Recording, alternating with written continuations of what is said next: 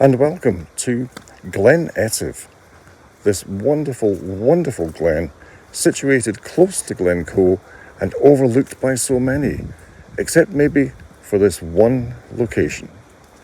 I've already done a little bit of video for today about 2 days ago.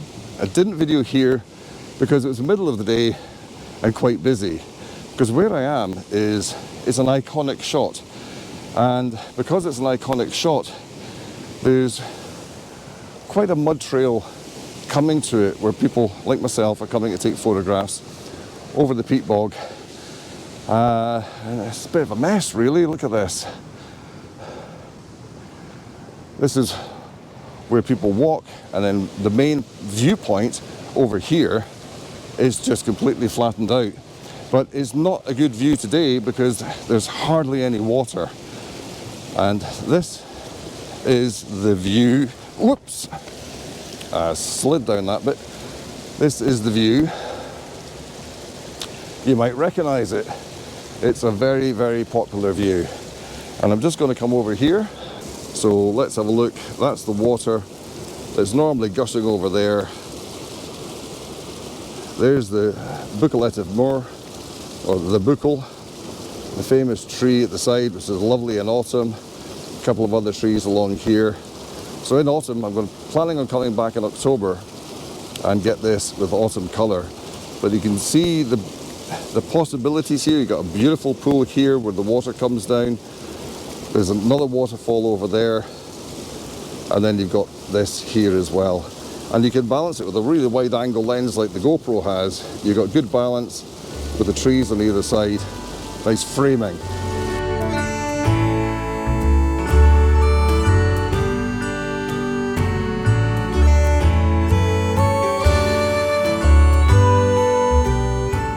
It is lovely. But what I'm going to do, because this is a bit poor, is, oh, there's another thing you could look at. Oh, another bit of foreground interest here. Just bring this down here and look at the lovely flowers and a small amount of fern there, a bit of heather, which is a bit poor, unfortunately. But that would make a nice bit of foreground interest. I might come back to that. But I'm going along here because you can probably hear that there is a waterfall, and it's quite a bit bigger than this little trickle here. And it's on the other side, but as you walk along here, you get closer to it, and it's likely that from a few moments on, all you're going to hear is the rushing of water and me trying to shout over it. But I'll show you where I'm set up, or setting up, and then show you the waterfall.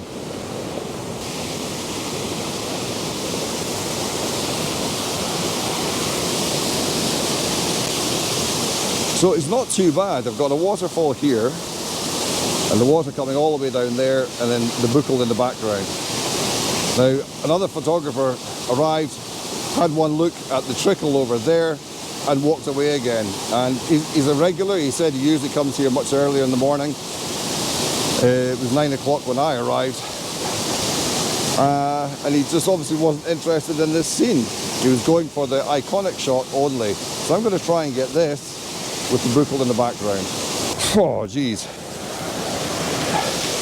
In case you wonder, Duke is in the car. He was here earlier with me, but he was really getting bothered with the midges, as am I. I'm just putting smidge really close to my eyes, which is probably not advisable, but they're crawling into the eyelids and nibbling me.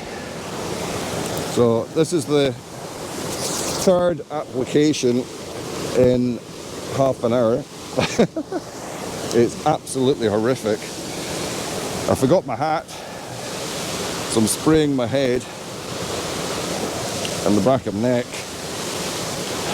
And it is quite warm, even though it's overcast, it's quite warm today. It's muggy, but I need to wear a long top to keep these little perishers away. And I keep losing the top. There we go. And it is so early, I've still got my coffee with me. Proper coffee.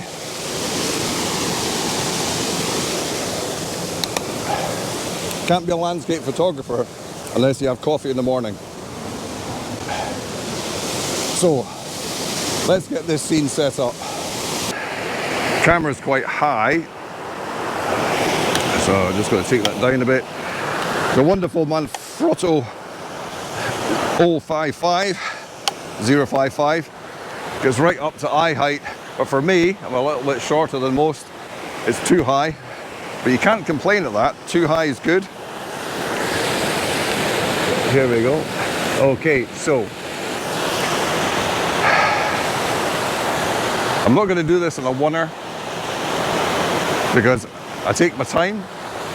I'm trying to take my time. When I'm filming, I tend to rush things a bit too much, and then I forget what I'm doing. And as I'm really just back into this, having been effectively off for a year and not done much photography at all, I'm just going to take my time, so there'll be edits in this as I work my way through. So what I want to do just now is put it onto focus so you can actually see what I'm doing. Glasses, they're already in my pocket. Went looking for them, they were already in these deep pockets, this wonderful Norwegian fleece, and it's fantastic. Right, so I can see what I'm doing now, and now I want to compose what I'm doing. So what I'm going to do, I'm just going to show you, oh, I'm already on video for some reason. Just going to show you what I'm doing. So I've got this scene here. Oh, the battery's about to go. Hold on. So always remember spare batteries. I've not been the best at remembering in the past. I just took a little video of the midges on my camera case. I'll show you that just now. This is my camera bag, my coffee, and these are the midges. Absolutely solid. There's actually less midges now than there were.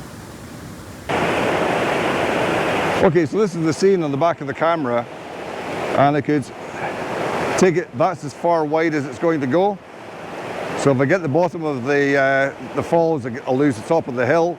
Obviously I can move back, or I can take a view going vertical. It's not vertical there, but you don't want it vertical for you on the video, and get an image that way. If I pull back,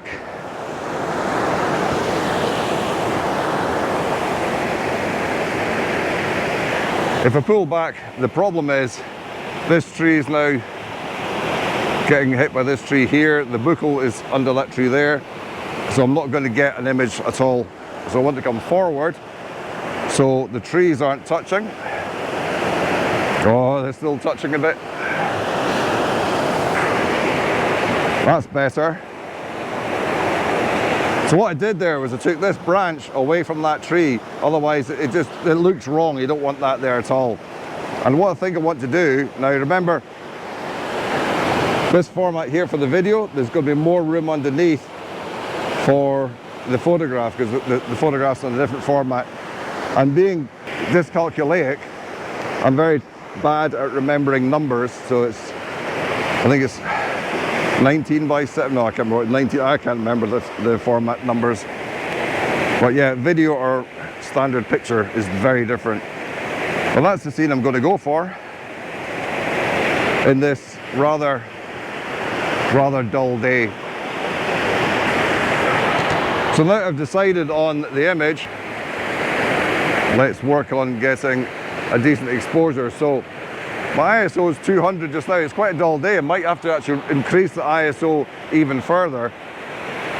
But let's have a wee look at what I've got just now anyway. I want to put a little bit of movement into that water so I can bring the speed down, which will increase the exposure so it doesn't look too dark.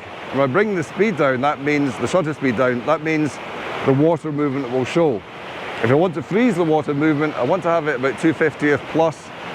I'd even said 500, 1,000 to really get the water droplets trapped. In between that and about half a second, it can be a little bit mushy, and beyond a second you start to get that real milky look, and it's decide whether you want to have that or not. It's very much an individual preference as to how you want the image to look. So, I prefer to look through the eyepiece when I'm taking a photograph. And even though I've got my reading glasses on now, I'm still not happy with focus. But my exposure meter's on spot metering, so I want to change that.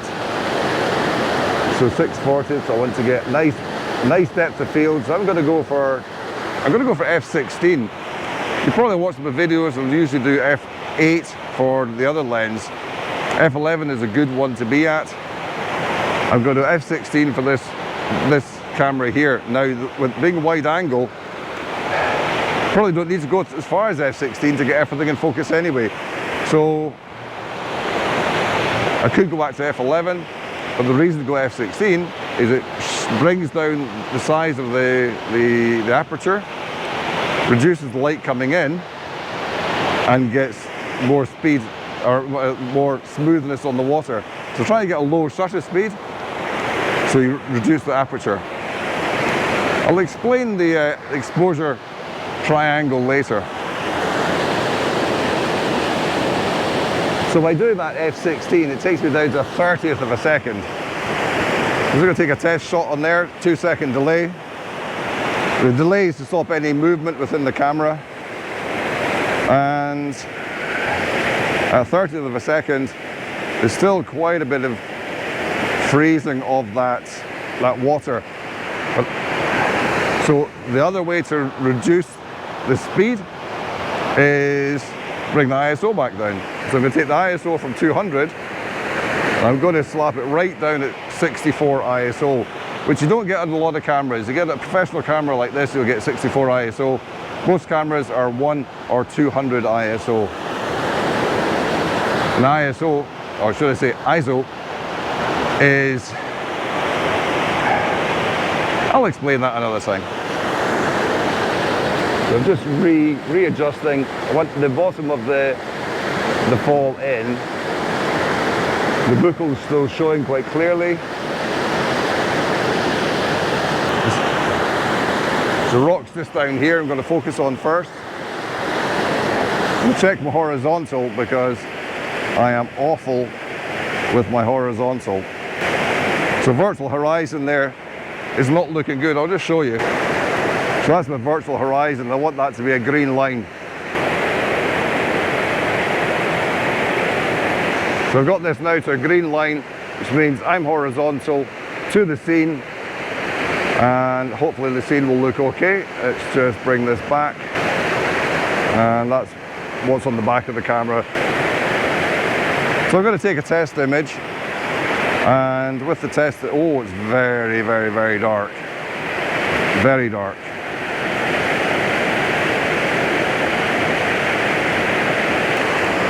Okay, so where I've ended up just now is 1/10 of a second, f16, ISO 64, and take that picture.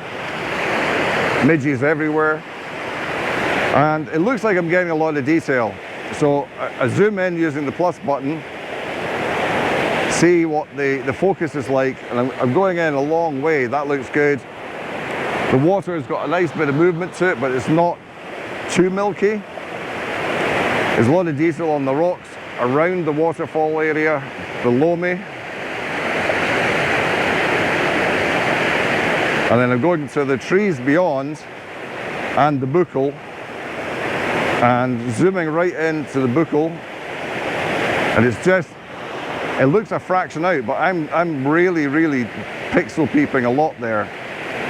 But just to be sure, I'm going to focus on the buccal itself, or I'm going to go for the trees. So I'm focusing on the trees now, which are midway in the photograph. Zoom in on that. Oh, midges. So it's softening at the foreground. The trees look reasonable.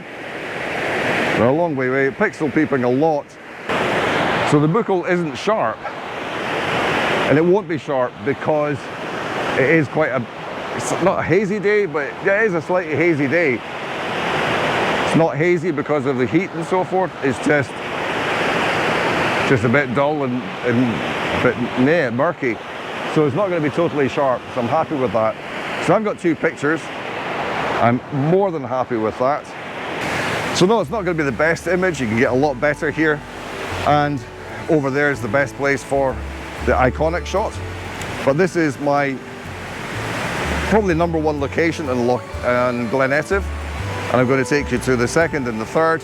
I've already done the second. I'm going to take you to the third just now. You will see them in order. And yeah, let's move on because I'm getting midged to hell.